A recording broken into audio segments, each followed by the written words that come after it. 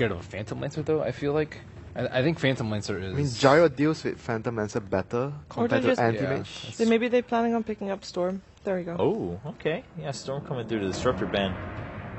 I'm kind of surprised that Queen of Pain is also still in the pool. And I wouldn't be surprised to see that picked up by Ehome still. Or by lesser extent EG. Like, right. Yeah. Ehome not taking any chances this time. The Rubik was left open, so they're going to try to secure that one. It's a lot of good spells to steal from these three heroes already. Ball Lightning and anything from Tusk is really good as well. They have a very solid support to start up so that the Leshrac can follow up with a stun. It's just all in all, very good support to gank the Leshrac's lane as well. That's like the primary objective of the three heroes they have right now. So I would expect Storm to have quite a hard time in the lane. Like, he has to be very careful not to get ganked by the supports. Once they're missing, he has to be very safe. And usually EG would respond with a defensive support to deal with that from PPD. Witch Doctor still in the pool. Treant Protector. Who knows? Skywrath. I haven't seen a lot of Aoi's Skywrath hero. Skywrath You want to have spell damage against Cold Embrace. I mean, technically it's a good counter towards Cold Embrace because he's not moving, but he takes spell damage. So Mystic Flare would be devastating towards that target. I mean, does that validate enough? Those in the past couple of days, you guys have been saying not really convinced about Skywrath Mage at this tournament. I think it's usually because of other variables that Skywrath hasn't won as much. In theory, it should work really well, though. I mean, maybe against like Null Field plus Cold Embrace, it might be difficult to burst through that. Okay. But generally, it's like Skywrath Mage's ult doesn't really scale, right? Whereas Cold Embrace, the more HP you get, the more HP you heal from Cold Embrace. So as the game goes later and later, it actually almost doesn't outdo the damage, especially when you have a hero like Anti-Mage. Which is probably why they made it out, too. It's good versus... Now, do you think CTY is going to be playing the Leshrac, or are they going to give Young the Leshrac and pick up a Bloodseeker? I think if you want to play aggressively against the Storm, you want Leshrac to lane against Storm, so you open up a lot of possibilities that your support can just roam him and get a kill on a Storm, since Leshrac would more or less always keep the Storm at half HP from the harass, so it would actually make it easier for your supports to find a window of opportunity to come in and just get a kill. I'm surprised Bloodseeker is making it through this far. Yeah, now we see the Darkseer Wyvern combo. I mean, I don't feel like Evil Genius is really that vulnerable to it, though. It's generally when they have... Winter's Curse is pretty large range, but the radius is actually pretty tiny.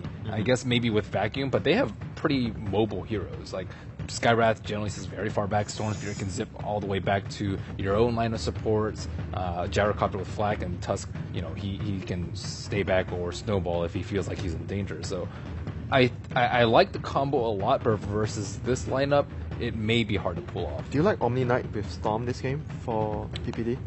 I think it's pretty good. I don't like it versus Rubik, though. I think it's a problem. Like, if you ever held Leshrac... It's pretty good versus, like, Winter's Curse, you have the Guardian Angel. It is. And the Repel would be definitely helpful against Leshrac and the supports as well, the Rubik, the Darkseer. Yeah, as long as he can get the Rubik out of the way, I think it's actually... Yeah, but it's risky against Rubik, though.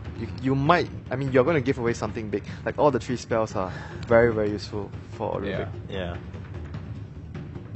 Well, earlier today, Cloud9 decided not to ban out anybody. Was thinking maybe EG decided that too, but let it go very late, and it's Bristleback. Yeah.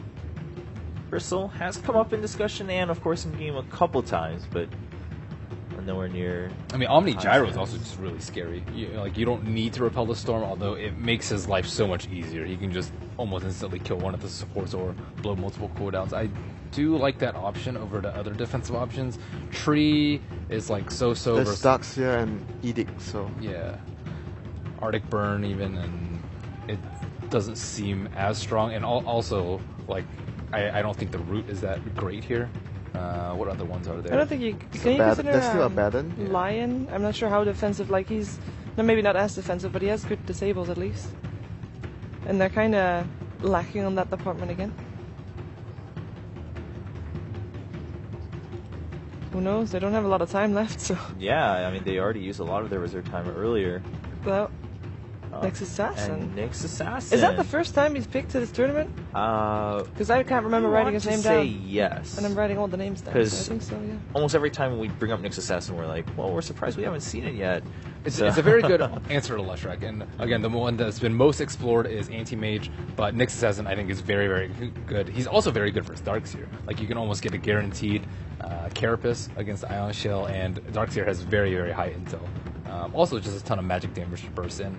Overall, he just causes like a lot of chaos in the fight. There's like so much stuff flying around. There's like a Storm Spirit zipping around. There's Call Down. There's like snowballs and ice shards. It's very hard to position yourself to not get hit by all those spells on top of a Earth Spike. Yeah, they have a lot of pick-off potential between the Nyx, the Storm, and the Tusk as well. So a lot of ganking opportunities would arise for all those heroes.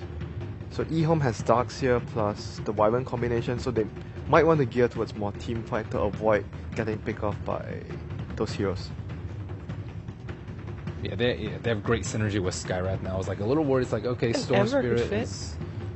Oh, Okay, that's Another that's first. big team fight. That is big team fight. Luna also Yeah. not picked before. Yeah, Luna definitely the first time here at TI5.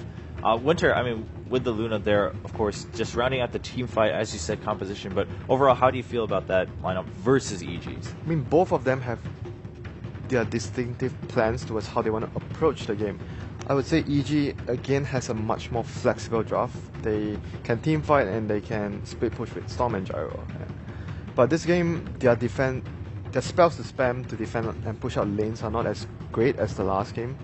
They only have the ice shards, and Impale is just average at defending lanes. So I think eHome would have a much better game this time around when they're sieging the towers and forcing to take fights. At the same time, is this a similar scenario where if we get later into the game and eHome kind of misses their combo once or something and EG takes big advantage of that and creates chaos, that EG can just kind of run over the game? And we've had that happen with quite a few other matches. I think their lineup's also like pretty decent with BKB, and EG's is vulnerable to mass BKBs, so I don't think they'll run into as many problems. Yeah, And this I think draft they're- is much better overall. All right, well, let's find out. It is game 2 between EG and eHome. Because eventually the Rubik and the Winter Wyvern are going to leave. So if you just go and gank YJ, Right. who I've only seen play like Razor this entire tournament, if you think about it, right? Then it's such a weak hero early game. Like, you have to abuse it really early on. All right. Well, welcome into the mainstream. Evil Geniuses versus eHome, game number 2. Blitz and I were talking about it, and we really feel like eHome, if they could just clean up their game a little bit, we could have a very epic game on our hands here. But that's kind of what we've been saying the whole entire time, right? Is that eHome seemed to look near flawless in some of their early game where they have this plan, they're executing it very well, and then they just seem to make very simplistic mistakes. Yeah, two things. I don't want to take anything away from EG last game. Like, they played that game absolutely phenomenally. Yeah. Like, the way that they recovered, they did that so well. The So bait out from the Yeah, that Universe was Sumail bait out absurd. was next level. But the reason why it sounded like we were eHome biased or trying to keep eHome in the game is not that I'm biased towards eHome, but it's more that in all of eHome's games that we've casted, they come so close to winning. Like, they play really well, and then something just seems to slip.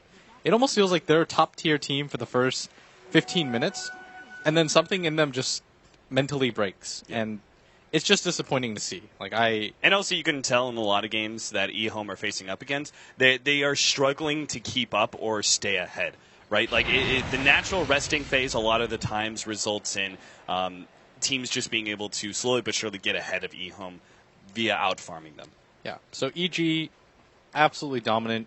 I think in general, the way that we focus our cast for people that are just tuning in is we still want to make the game closer, at least be able to praise both teams equally, if not try to highlight some of the things that the losing team is doing well, despite their loss. But Sumail versus CTY mid, I'm really excited to see this just because I don't know how Sumail's possibly going to win this lane. Like, in my opinion, this just isn't a winnable lane, and I'm really surprised that eHome was willing to give Sumail Storm, because that's the third time I think I've seen eHome lose to Storm. It seems like it's a hero they struggle with, but they must feel really supremely confident in CTY's ability to beat it mid. I mean, it is a quite one-sided matchup, right? I mean, most of the intelligence mids that face up against Leshrac are naturally going to lose. This is Storm Spirit. He has no escape mechanism. So Leshrac is just going to be able to spam out a lot of lightning bolts, and they will always bounce to Sumail because whenever you're up against Leshrac, it's all about the mid vision, right? especially during the nighttime phase, CTY is just going to be able to spam out lightning over and over again. It just like will constantly bounce to Sumail because he's got vision over the cliff, even during nighttime. Yeah, he actually just narrowly misses that stun, and if it had connected, CTY probably would have walked away with the first blood, but part of the problem too with Storm, I guess, is just the low amount of move speed that you have makes the Lightning Storm even more powerful, but that's my always 1 minute analysis of Storm in the very beginning of games where he's picked. And focusing on the other lanes, Universe at top, I think PPD actually went over there and helped him. And if you look in this mid lane too.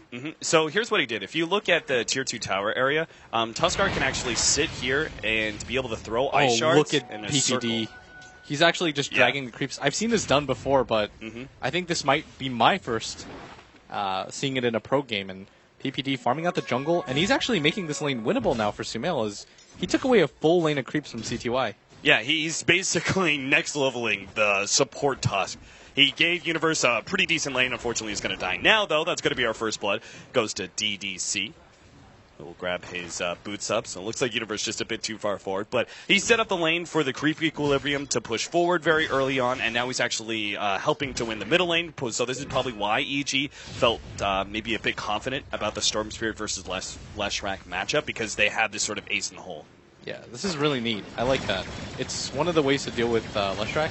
And if you can actually get any sort of stacks up for Sumail, it would help a lot. But kudos to PPD for being able to actually pull it off. And in this mid lane, Lanem looks like they want to push the lane in, but PPD is just waiting. I think he actually senses that something's going to happen, and he's going to run into the Rubik right here. But this shouldn't mean a kill or anything like that, but it does mean that PPD may just walk him out here. Yeah, he'll get some more right clicks. Lanem just buys himself time with the telekinesis. There is still the snowball. Maybe PPD can actually pick up this kill, especially when he gets in front of Lanem for another extra right click. A snowball? No, he decides against it. CTY is there, ready to go with the splitter, and that would just be a bit too dangerous. Yeah, and this top lane, Universe still has to be careful because Winter Wyvern, the Arctic Burn, deals so well with most offlaners, and the amount of